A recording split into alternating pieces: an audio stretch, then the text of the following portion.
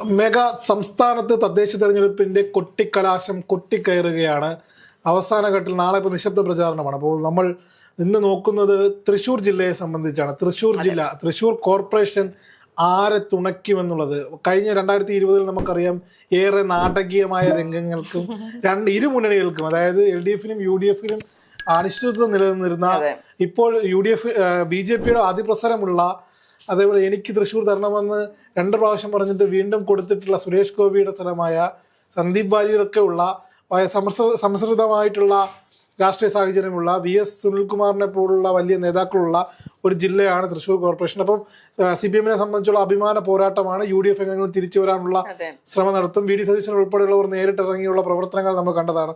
എന്ത് തോന്നുന്നു, തൃശ്ശൂർ കോർപ്പറേഷൻ ആരെ തുണയ്ക്കുമെന്നാണ് കരുതുന്നത്? തൃശൂർ കോർപ്പറേഷനെ സംബന്ധിച്ച് 2015-ലും 2020-ലും LDF തന്നെയാണ് മുന്നിട്ട് നിന്നത്. പക്ഷെ അതൊരു വ്യക്തമായ ഒരു ബ്രിഡ്ജ് ഇതിനിടയിൽ ഉണ്ടായിരുന്നോ എന്ന് ചോദിച്ചാൽ ഇല്ല എന്ന് തന്നെ പറയണം. ഇപ്പോൾ ഒരു സീറ്റിനൊക്കെ വിജയിച്ചതും ടൈ ആയതും പിന്നെ വിമതരുടെ കൂട്ട പിടിച്ച് ഭരണത്തിലെത്തിയതൊക്കെയാണ് നമ്മൾ കണ്ടിട്ടുള്ളത്. അപ്പോൾ ഇപ്പോഴത്തെ സാഹചര്യത്തിൽ നമ്മൾ കണ്ടു, കഴിഞ്ഞ ലോക്സഭാ ഇലക്ഷനിൽ തൃശ്ശൂർ നമ്മൾ എടുക്കുന്ന സുരേഷ് ഗോപി പറഞ്ഞപ്പോൾ നമ്മളൊക്കെ കളിയാക്കിയെങ്കിലും അവസാനം എടുത്തു. അത് വലിയൊരു മുന്നേറ്റം തന്നെയാണ്. ഇപ്പൊ BJP വോട്ട് മാത്രമല്ല, സുരേഷ് ഗോപിക്ക് ഏകോപിപ്പിക്കാൻ കഴിഞ്ഞ എല്ലാ വോട്ടുകളും, എല്ലാ കമ്മ്യൂണിറ്റിയിൽ നിന്നുള്ള വോട്ടുകളും BJPക്ക് ലഭിച്ചത് കൊണ്ടാണ് ലോക്സഭാ ഇലക്ഷന് സുരേഷ് ഗോപി ജയിക്കുന്നത്. അതുപോലെ തന്നെ ഈ തദ്ദേശ തെരഞ്ഞെടുപ്പിലേക്ക് വരുമ്പോഴും അതേ ഒരു ഇന്റൻസിറ്റി അതിലുണ്ടാകാനുള്ള സാധ്യത നമുക്ക് തള്ളിക്കളയാൻ കഴിയില്ല എന്നുള്ളതാണ്. BJP തൃശ്ശൂരിൽ എടുത്തു പറയുന്ന ഒരു കാര്യം എന്ന് പറയുന്നത് MP-യുടെ ഫണ്ട് ഉപയോഗിച്ച് ഇന്ന കാര്യങ്ങൾ ചെയ്തു എന്നുള്ളതാണ്. അതിലൊന്ന് പറയുന്നത് ശക്തൻ മാർക്കറ്റിന്റെ നവീകരണം, അതുപോലെ തന്നെ തേക്കിൻകാട് ഗ്രൗണ്ടിന്റെ നവീകരണം, ഇങ്ങനത്തെ കാര്യങ്ങളൊക്കെ MP-യുടെ ഫണ്ട് ഉപയോഗിച്ച് ചെയ്തു. അപ്പോൾ BJP അവിടെ പറയാൻ ശ്രമിക്കുന്നത് MP-യുടെ ഫണ്ട് ഉപയോഗിച്ച്, BJPയുടെ ഫണ്ട് ഉപയോഗിച്ച് അവിടെ ശക്തമായൊരു ഡെവലപ്മെന്റ് കൊണ്ടുവരാൻ BJPക്ക് സാധിക്കും എന്നുള്ളതാണ്. പക്ഷെ അവിടെ ഇപ്പുറത്തെ സൈഡില് CPM-ന്റെ കാര്യം എടുത്തു നോക്കുകയാണെങ്കിൽ, ഇടതുമുന്നണിയുടെ കാര്യം എടുത്തു നോക്കുകയാണെങ്കിൽ, അവിടുത്തെ മേയറിനെ വരെ കൊണ്ടുപോകാൻ BJP നിൽക്കുകയാണെന്ന് സംശയം പറയേണ്ടി വരും. കാരണം കോൺഗ്രസിന് എങ്ങനെയാണോ ശശി തരൂർ, അതുപോലെയാണ് അവിടെ MK വർഗീസ്. പലപ്പോഴും സുരേഷ് ഗോപിയെ മോദിയെ പൊക്കി പറയുന്നു. ഇന്നല്ലെങ്കിൽ നാളെ അങ്ങോട്ടേക്ക് എന്ന് പറഞ്ഞ് നിൽക്കുന്ന ഒരു സന്ദർഭം ഇപ്പോഴുണ്ട്. അതുകൊണ്ട് തന്നെ LDF-ന് വേണ്ടി അവിടെ പ്രചാരണം അദ്ദേഹം നടത്തുന്നുണ്ടോ എന്ന് ചോദിച്ചാൽ ഇല്ല എന്ന് പറയേണ്ടി വരും. ഒരു പ്രാവശ്യം ചൂടുവെള്ളത്തിൽ വീണ പൂച്ച വീണ്ടും ചൂടുവെള്ളത്തിൽ വീണതിന് മുമ്പ് അറയ്ക്കുമെന്നുള്ള പഴഞ്ചൊല്ലുകളൊക്കെ നമ്മൾ കേട്ടിട്ടുണ്ട്. ഈ സുരേഷ് ഗോപി എന്ന ഫാക്ടർ വലിയ ഘടകമായി തൃശ്ശൂർ കോർപ്പറേഷൻ തെരഞ്ഞെടുപ്പ്. അദ്ദേഹം നേരിട്ട് ഇറങ്ങി ചുവരെഴുതുന്നതും അതേപോലെ വോട്ട് അഭ്യർത്ഥിക്കുന്നതും ഇങ്ങ് തന്നേക്കണം എന്നാണ് പറയുന്നത്. തന്നേക്കണം എന്ന് പറഞ്ഞാൽ BJP അവിടെ ഒരു വികസന കുതിപ്പ് നടത്തുമെന്നും, അപ്പം കോഫി വിത്ത് SGയും കലുങ്ക് സഭയും ഇതെല്ലാം തൃശ്ശൂർ കോർപ്പറേഷൻ തെരഞ്ഞെടുപ്പിൽ വലിയൊരു ഫാക്ടറായി മാറുമെന്ന് കരുതുന്നുണ്ടോ? അതൊരു വലിയ ഫാക്ടർ ആവാനുള്ള സാധ്യത ഒരിക്കലും തള്ളിക്കളയാൻ കഴിയില്ല. കാരണം അദ്ദേഹം ഫണ്ട് സമാഹരണവും കൃത്യമായ ഫണ്ട് വിനിയോഗവും ഡെവലപ്മെന്റ് പരിപാടികളും എല്ലാം കൃത്യമായി നടത്തുന്നുണ്ട് തൃശ്ശൂര്. അത് എനിക്ക് തോന്നുന്നു BJP വിട്ട് കോൺഗ്രസിലോ CPM-ലോ ഉള്ള ആളുകളോട് ചോദിച്ചാൽ പോലും തൃശ്ശൂരിൽ അദ്ദേഹം നടത്തുന്ന വികസന പ്രവർത്തനങ്ങൾ നല്ലതാണ് എന്ന് അഭിപ്രായപ്പെടുന്നവരുണ്ട്. ഈ പറയുന്ന പോലെ ഇപ്പുറത്തെ സൈഡിൽ നോക്കുകയാണെങ്കിൽ അദ്ദേഹം ഈ പ്രജാപതി കളിക്കുന്നതൊന്നും ദഹിക്കാത്ത ആൾക്കാരുമുണ്ട്. ഇതിലെല്ലാം ഒരു സമ്മിശ്ര പ്രതികരണം ഉണ്ടാകാൻ UDF-ന്റെ ഭാവി എന്തായിരിക്കും? UDF-ന്റെ ഭാവി എന്ന് പറയുന്നത് അവിടെ വ്യക്തമായൊരു മേൽക്കൈ നേടാൻ UDF-ന് സാധിച്ചിട്ടില്ല എന്നുള്ളതാണ്. UDF ചിലപ്പോൾ 3ാം സ്ഥാനത്തേക്ക് പോകാനുള്ള സാധ്യതയും അവിടെ ഉണ്ട് ശരിക്കും പറഞ്ഞാൽ. കാരണം BJP-യും CPM-ഉം തമ്മിലാണ് അവിടെ പോരാട്ടം ഉണ്ടാകുന്നത്. 55 ഡിവിഷനുകളാണ്. അതെ, 55 ഡിവിഷനുകളാണുള്ളത്. ഇപ്പോൾ CPM-ൽ ഒരു പ്രശ്നങ്ങളുണ്ട്, ഒരു അസ്വാരസ്യം ഇങ്ങനെ ഉരസി നടക്കുന്നുണ്ട്.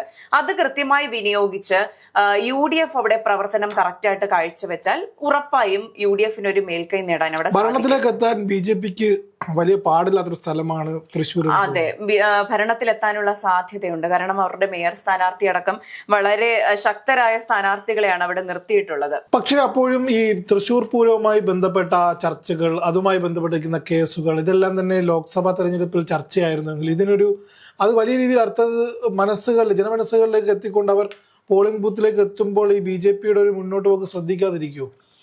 BJP മുന്നോട്ട് പോകാനുള്ള സാധ്യതയുണ്ട്. കാരണം അവിടെ ഒരുപാട് അടിസ്ഥാന സൗകര്യ വികസന പരിപാടികളെല്ലാം ആവിഷ്കരിച്ചത് BJP ആയിരുന്നു.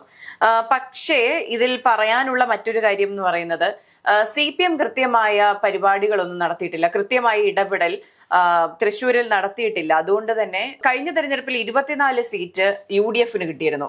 അപ്പോൾ ഈ LDF BJP കൂട്ടുകെട്ടിൽ ഒരു പ്രശ്നങ്ങൾ ഉടലെടുക്കുന്ന സമയം കൃത്യമായി വിനിയോഗിച്ചാൽ ആ സീറ്റ് നില UDF കൂട്ടാൻ സാധിക്കുമെന്നുള്ളതാണ്. കഴിഞ്ഞ തെരഞ്ഞെടുപ്പിൽ 24 സീറ്റ് നേടി LDF ഒരു വിമതന്റെ കൂട്ടുപിടിച്ചാണ് അധികാരത്തിലേക്ക് കയറുന്നത്. അപ്പോൾ അതേ സ്ട്രാറ്റജി പിന്തുടർന്നാൽ തന്നെയും UDF അവിടെ മേൽക്കൈ നേടാൻ സാധിക്കും. പക്ഷേ എന്നാൽ BJP കോർപ്പറേഷൻ, അതായത് തൃശ്ശൂർ കോർപ്പറേഷനായിട്ട് 25 വർഷം പിന്നിടുമ്പോൾ വികസന മുരടിപ്പ് ഉണ്ടെന്നാണ് പറയുന്നത്. 15 വർഷം LDFും 10 വർഷം UDFും ഭരിച്ചിട്ടും കേരളത്തിലെ മറ്റു കോർപ്പറേഷനുകളുമായി താരതമ്യം ചെയ്യാത്ത വിധത്തിലാണ്, അതായത് അത്തരത്തിലുള്ളൊരു വികസന മുരടിപ്പ് തൃശ്ശൂർ കോർപ്പറേഷനിൽ നിലനിൽക്കുന്നുണ്ട് എന്നാണ് BJP അവിടെ പറയുന്നത്. 25 വർഷമായിട്ടും മലിനജലം സംസ്കരിക്കാനുള്ള പ്ലാന്റ് സ്ഥാപിക്കാൻ അവിടെ കഴിഞ്ഞിട്ടില്ല. അത് പ്രധാനമായിട്ട് അവിടെ ഉയർത്തുന്നൊരു വിഷയമാണ്. കേന്ദ്ര പദ്ധതിയായ അമൃതിലൂടെ 579 കോടി രൂപ ലഭിച്ചിട്ടും അടിസ്ഥാന സൗകര്യങ്ങൾ പൂർത്തിയാക്കാൻ സാധിച്ചിട്ടില്ല. ഇത്തരത്തിലുള്ള ഈ കുറുക്കഞ്ചേരി ജംഗ്ഷൻ വികസനം നടന്നിട്ടില്ല. അതേപോലെ തൃശ്ശൂർ നഗരത്തിൽ വരുന്ന വാഹനങ്ങൾക്ക് തടസ്സം കൂടാതെ കടന്നു പോകാൻ ഫ്ലൈ ഓവർ പോലും ഉണ്ടാക്കാൻ കഴിഞ്ഞ 25 വർഷമായി ഭരിക്കുന്ന ഇടത് വലത് മുന്നണികൾക്ക് സാധിച്ചിട്ടില്ല. ഈ നേരത്തെ മേഘ സൂചിപ്പിച്ച പോലെ ശക്തൻ നഗർ വികസനമാണ് അവർ എടുത്തു കാട്ടുന്ന ഒരു കാര്യം. പിന്നെ നോക്കൂ, കോൺഗ്രസ് മുന്നോട്ട് വെക്കുന്നതും ഇത്തരത്തിൽ വികസനത്തിലൂന്നിയായിരിക്കും തൃശ്ശൂരിന്റെ രാഷ്ട്രീയം എങ്ങോട്ട്, തൃശ്ശൂർ കോർപ്പറേഷൻ ആരെ പിന്തുണയ്ക്കും എന്നുള്ളത് പറയാൻ സാധിക്കുക. അതായത് കോൺഗ്രസും ഇത്തരത്തിലാണ് പറയുന്നത്. ഗതാഗത കുരുക്കിന്റെ പരിഹാരമില്ല, ബൈപ്പാസ് റോഡില്ലാതെ ഏക കോർപ്പറേഷനാണ് എന്ന് പറയുന്നത് ശരിയാണ്. തൃശ്ശൂർ കോർപ്പറേഷനാണ്.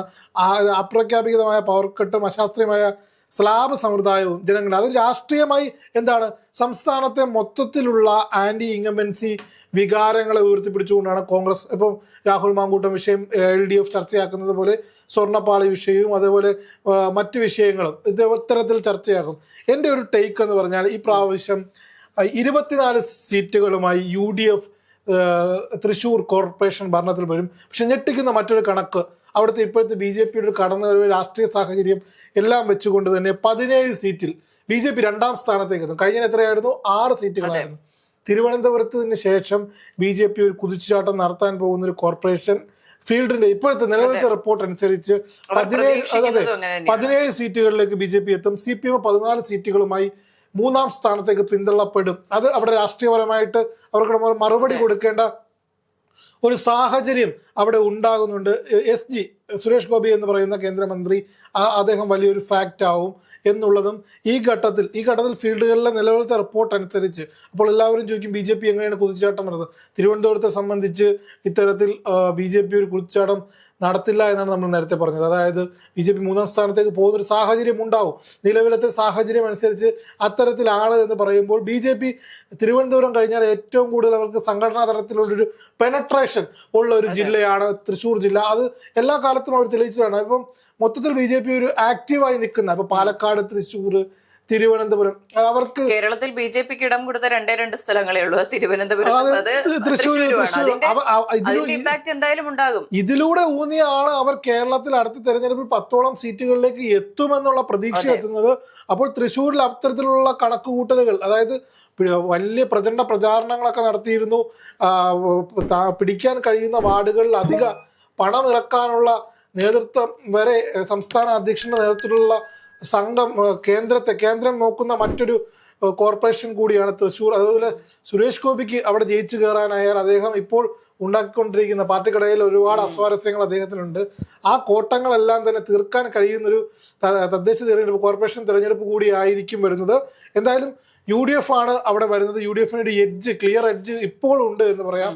BJP 2ാം സ്ഥാനത്തേക്കും CPM 3ാം സ്ഥാനത്തേക്കും പോകും. ഇനി പക്ഷേ ഇതെല്ലാം ജനങ്ങളുടെ മനസ്സിലിരിക്കുകയാണ്. സാഹചര്യങ്ങൾ, അവരുയർത്തിയ രാഷ്ട്രീയവാദങ്ങൾ, വികസനത്തിലൂതിയ ചർച്ചകൾ, അല്ലെങ്കിൽ അവിടുന്ന് ഫീൽഡ് റിപ്പോർട്ടുകളുടെ അടിസ്ഥാനത്തിലാണ് നേഷൻ ഫസ്റ്റ് ഇത്തരത്തിലുള്ള ഒരു കാര്യം ഇപ്പോൾ പറയുന്നത്. ഇതിന്റെ സർവേകൾ ഇനി മാറി എക്സിറ്റ് പോൾ സർവേകൾ ഇനി വരാനുണ്ട്. അതിന്റെ അടിസ്ഥാനത്തിൽ വോട്ടിംഗ് ശതമാനം, എത്രത്തോളം വോട്ടുകൾ പോൾ ചെയ്യപ്പെട്ടു, അത് ഘടനകൾ, മേഖലകൾ എല്ലാം അനുസരിച്ച് വരുമ്പോൾ വരും ദിവസങ്ങളിൽ പറയാം. പോളിംഗിന് 2 ദിവസം മുമ്പ് ആര് മുന്നിലെന്ന് ചോദിച്ചാൽ കൃത്യമായി UDFന് ഒരു എഡ്ജ് ഉണ്ട്. രണ്ടാമത് 17 സീറ്റുമായി BJP അവിടെ എത്തും. 14 സീറ്റുമായി CPM 3ാം സ്ഥാനത്തേക്ക് തള്ളപ്പെടുന്ന ഒരു സാഹചര്യമാണ് തൃശ്ശൂർ കോർപ്പറേഷനെ സംബന്ധിച്ച് ഇപ്പോൾ പറഞ്ഞു വെക്കാൻ കഴിയുന്നത്.